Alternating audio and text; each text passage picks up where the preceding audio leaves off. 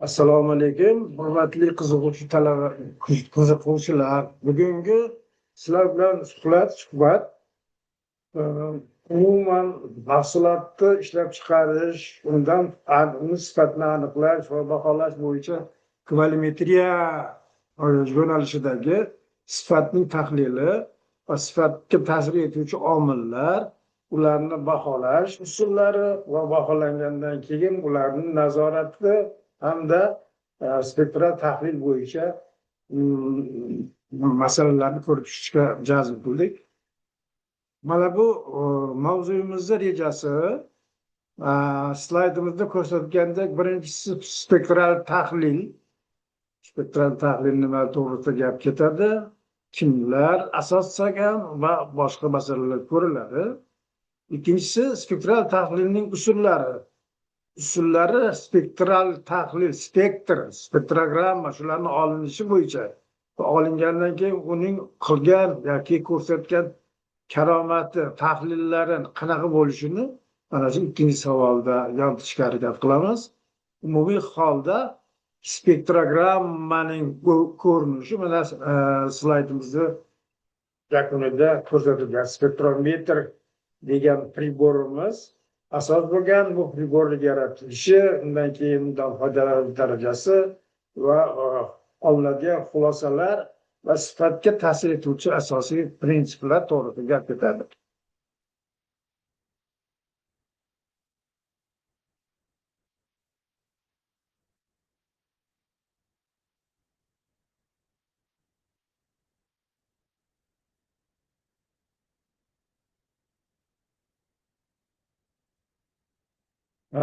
Ilm fanimizning rivojlanishi bilan bog'liq bo'lgan bu masalalar zamonaviy ilm fanga va har xil innovatsion texnologiyalarga hamda moddalarning kimyoviy tarkibini aniqlash uchun turli xil usullar qo'llanilishini ta'kidlaymiz.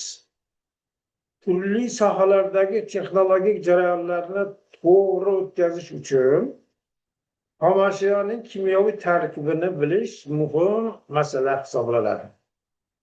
Ya'ni kimyoviy tahlil usullari har doim ham texnologiyaga va fan talablariga javob bermaydi.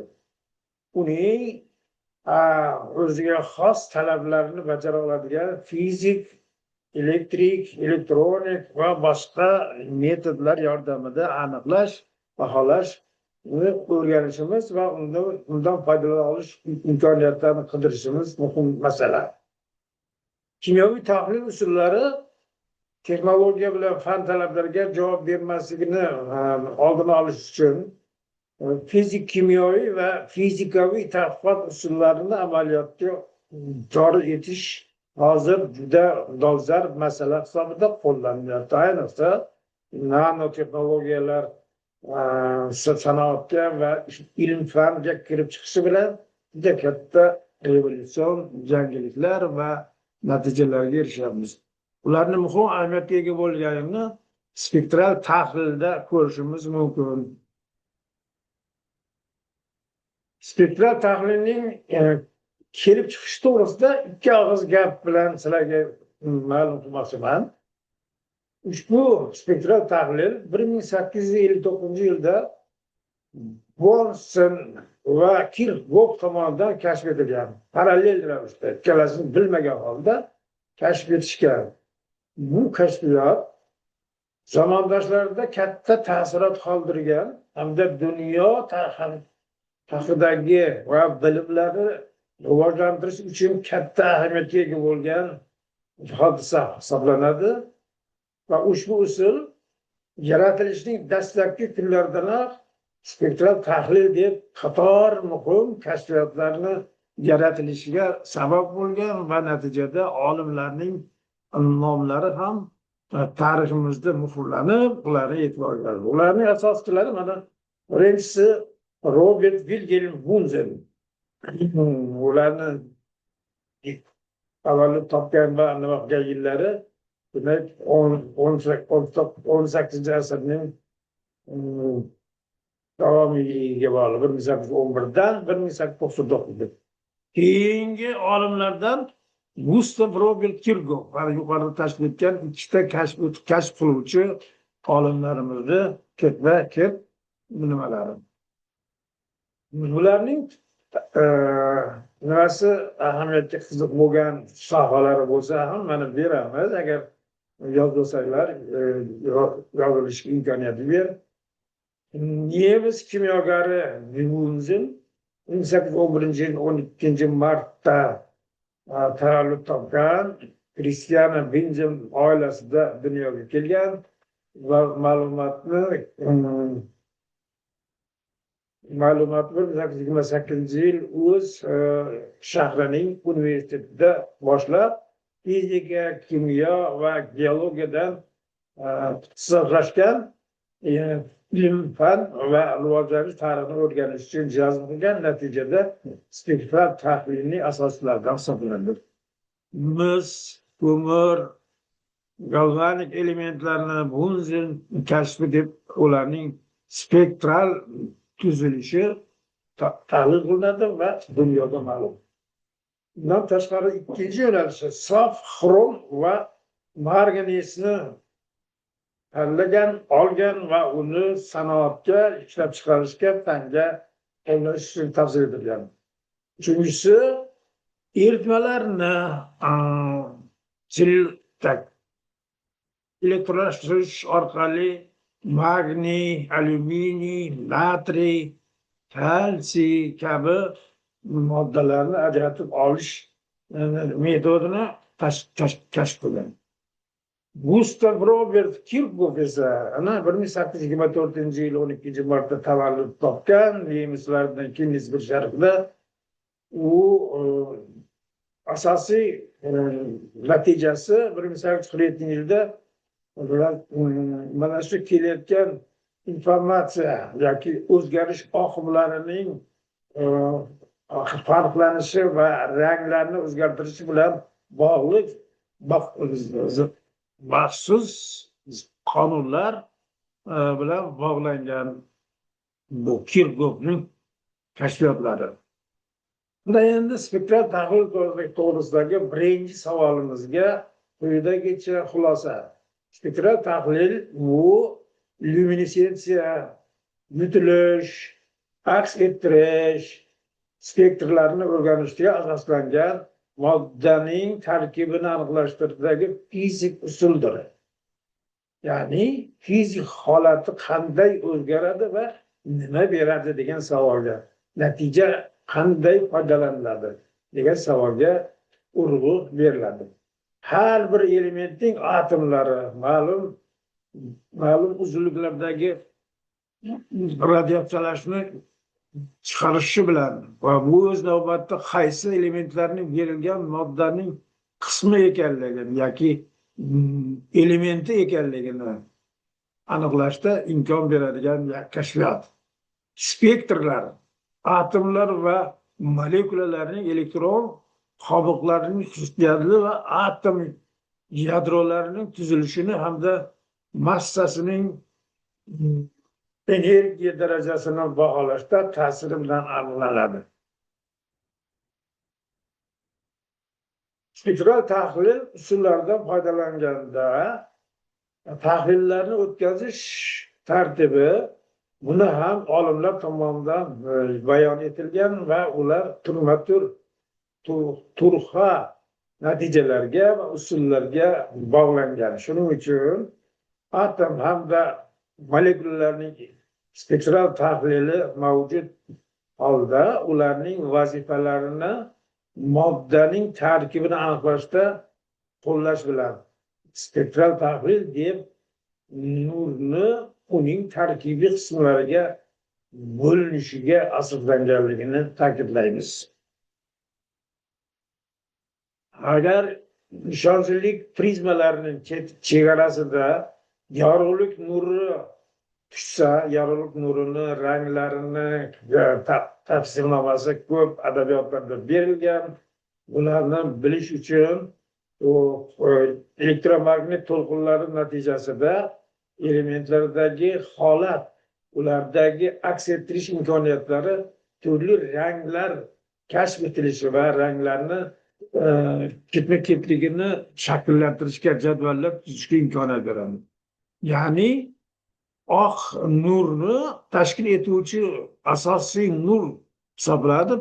Spektr deb nomlangan ekranda kattalik yoki katalak chizig'ini hosil qiladi va spektrda barcha ranglar qat'iy tartibda ketadi, namoyish bo'ladi, approksimatsiya rasmlarni olish mumkin. Har bir rang ma'lum bir to'lqin uzunligi yoki chastataga mos keladi. Mana ularning sifrlari olimlarning taxmini bo'yicha spektrdagi to'lqin uzunligi qizildan binafsha ranggacha 0.7 dan 0.4 mikrometrgacha kamayishini va chastotasi 390 tonna gertsdan 750 gacha ko'tarilishi namoyish etiladi va tahlil qilishga asos bo'ladi.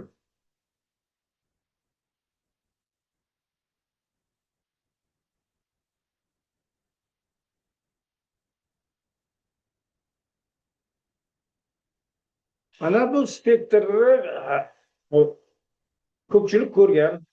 Ayniqsa havo iqlimimiz o'zgarganda, yomg'ir paytida, yomg'ir yog'ayotgan paytda quyosh nuridan kelayotgan ana shu elektromagnit to'lqinlar hisobiga mana bu nam muhitdagi havo atmosferasida quyidagicha ranglar jilosi paydo bo'ladi. Bu yoy ana shu spektrogrammaning yorqin namunasi hisoblanadi. Bu spektral tahlilning usullariga quyidagilariga misol tariqasida to'xtalamiz. Birinchisi, spektral tahlil usullarini birinchi qoidasi moddalarning kimyoviy tarkibi va tuzilishini ularning spektri bo'yicha aniqlashda bo'lgan usullardan hisoblanadi. Ular ikkita katta guruhga bo'linadi. Birinchi bo'lim emissiya usullari. Emissiya usullari bu atomni yutilish spektridan foydalaning va maxsus spektrograf yordamida atom spektrlarini yozib olishga asoslangan moddalarni elementar tahlil qilishning eng keng tarqalgan usuli deb ta'kidlangan. Amaliy emissiya tahlilning maqsadi materiyada elementlarning sifatli aniqlashli lozimligini bildiradi. O'rganilayotgan moddaning namunasi, uni turlanish manbasiga kiritilishi, u yerda bug'lanishi, molekulalarning ajralib chiqadigan va hosil bo'lgan ionlar, atomlar qo'zg'alishi bilan namoyon bo'ladi va ranglar turlicha ranglarga mos to'lqinlarni aksonometriyasi ko'rsatadi. Natijada yuqoridagi ko'rsatgan joy yoki spektral namuna sifatida natija ko'rinadi. Sifatli atom emissiya spektral tahlilda namunalarning spektrlarini ma'lum bo'lgan elementlarning spektrlari bilan taqqoslashda va undan keyin analitikaning elementar tarkibi sifatida o'rnatilishi tahlil qilinadi. Miqdor jihatdan tahlil materialdagi element miqdorini aniqlaydi. Atom emissiya spektral tahlilning aniqligi va sezgirligi bilan birinchi navbatda fizik xususiyatlarga, ya'ni harorat, elektron konsentratsiya va qo'zg'alish zonalaridagi atomlarning yashash vaqti yoki sikliga bog'liq bo'lgan hodisa hisoblanadi. Emissiya tahlil ular bilan birgalikda obyektlarning ma'lum guruhlarini, bu zarbalar, bu oynalar, linzalar deymiz, emallar va boshqa ta'sir etuvchi vositalar bilan bog'liq. Shuningdek, organik obyektlar va biologik kelib chiqishlar obyektlarni aniqlaydigan texnikalardagi qo'llanilishi va obyektlar tarkibida aniq aralashmalarning mavjud bo'lishi, ularning aniq hajmlari, ya'ni qiymati, massalari belgilanishi bilan aks ettiriladi. Ikkinchi usul absorpsiya usuli. Latincada absorptio assimilatsiya hisoblanadi bilan. Absbeo, ya'ni absorpsiya molekulyar va ularning qismlarini yutilish spektridan foydalanishi bilan kashf etilgan. Absorpsiya tahlili bu namunadagi tarkibiy qismlarni erkin atomlar tomonidan nurni yutilishga asoslangan elementlarni aniqlashning analitik usuli hisoblanadi. Bu 190 dan 850 millimetrgacha, nanometrgacha bo'lgan oraliqdagi turlanish atomlar. Bular yordamida olinadigan atom bug'i deb nomlanadi. Namunalar qismati oraliq qismati orqali o'tadi. Natijada atomlar tebranma energiya holatlariga aylanadi. Metrologik xususiyatlar ko'p sonli analitik muammolarni hal qilish usulida spektral tahlilning atomni yutish usulidan keng foydalanishga imkon beradi. Mana shuning uchun bu ikkinchi usulda davomiy ravishda kombinatsiyalash usullari, ya'ni suyuq, qattiq holatda gazsimon namunalarning Raman spektrlaridan foydalaniladi. Ushbu tahlil suyuq modda yoki eritma shaklida sinov moddasi maxsus stakan yoki stakanga joylashtiriladi hamda sinov lampalarning nuri bilan yoritiladi. Raman spektri deb nomlanadi. Ba'zan yashil rangdan kam hollarda sinov spektrlarining sariq chiziqlardan hosil bo'lishi kuzatiladi. Yashil va sariq chiziqlar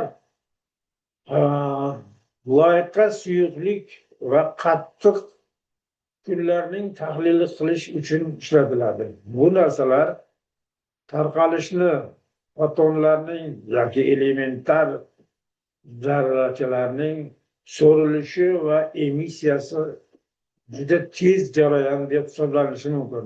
Shuning uchun vaqt davomida uni sezish uchun juda sezgir apparatlardan foydalanish tavsiya etiladi.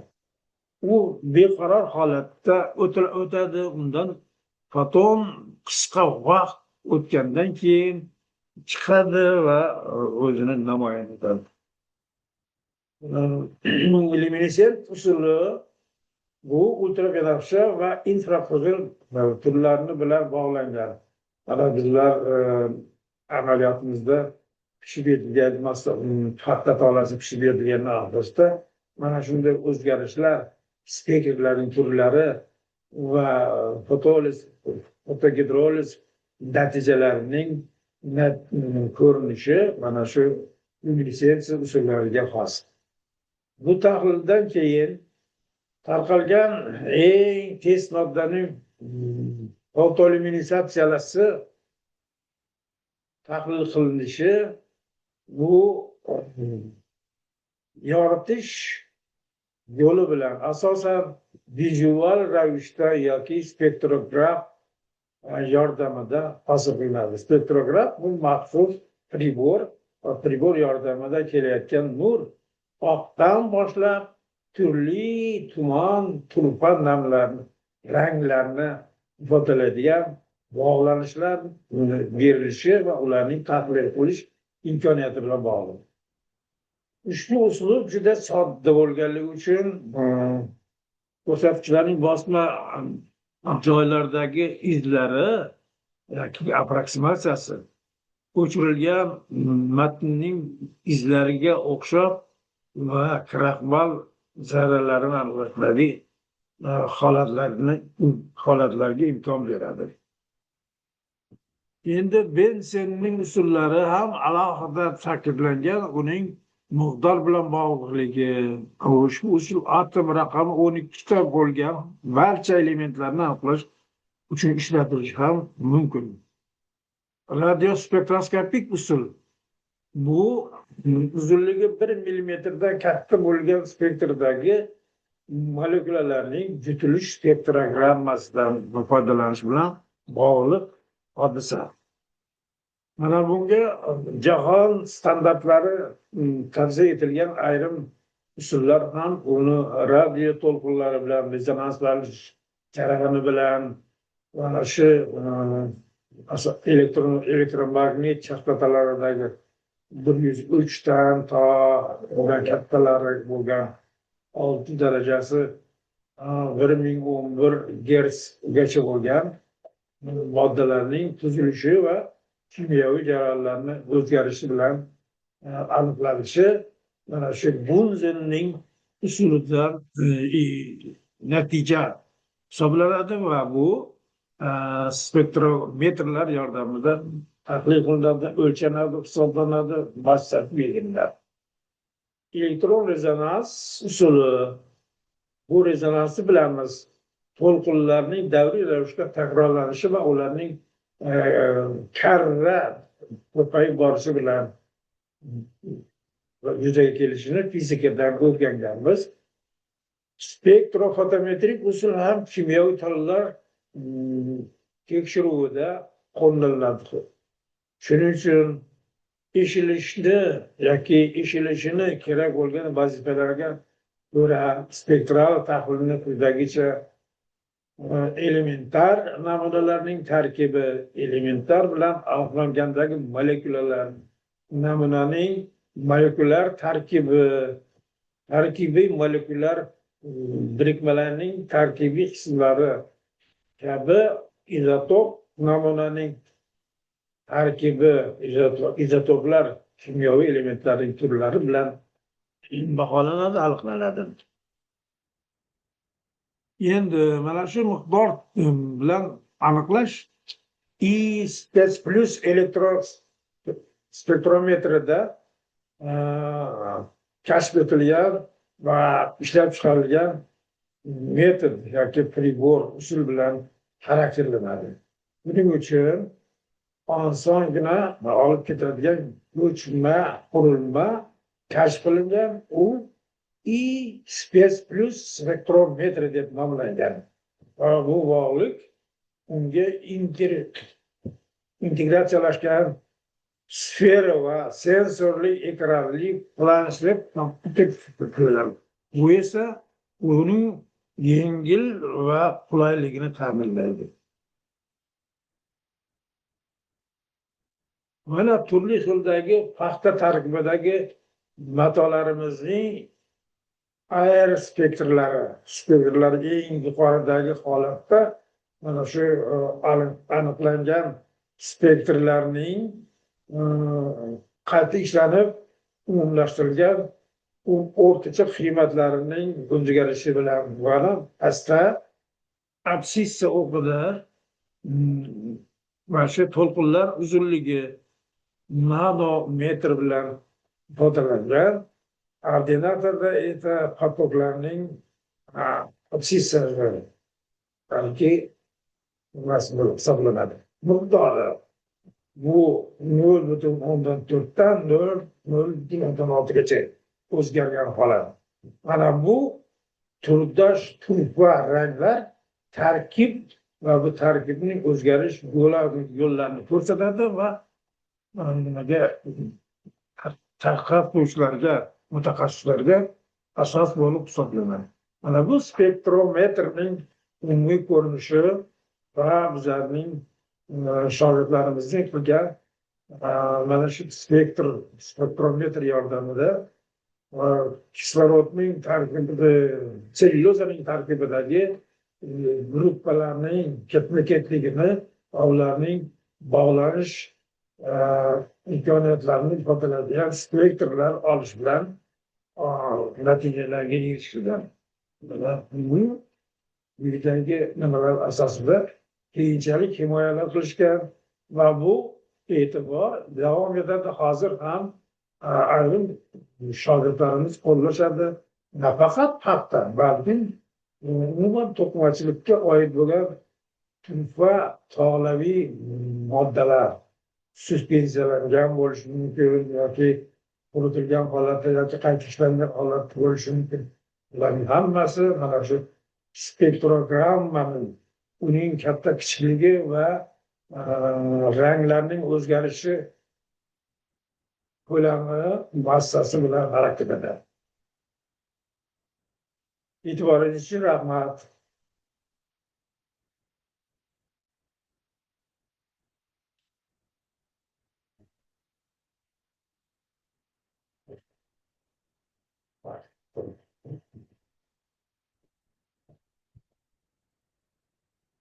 Oğlum, Pauza yapalım. Böyle konuşuyoruz. oldu uçurur musun? Rahmat. Yaptınız mı rahmat?